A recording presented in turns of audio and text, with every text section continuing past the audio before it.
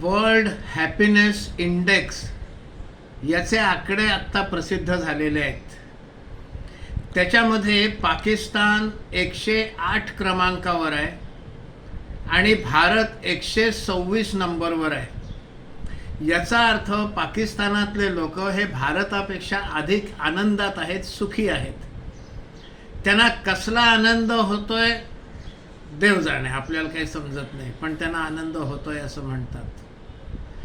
मागे बांगलादेशचा सुद्धा क्रमांक हा भारतापेक्षा वरती होता. बांगलादेशातले लोक भारतापेक्षा अधिक आनंदी आहेत असं त्या इंडेक्समध्ये काही काळापूर्वी दाखवलं होतं. आणि त्यानंतर बांगलादेशमध्ये जाळपोळ दंगे झाले. तिकडच्या निवडून आलेल्या पंतप्रधानांना पदच्युत केलं. आता पाकिस्तानातले आकडे आलेले आहेत, बघूया काय होत आहे.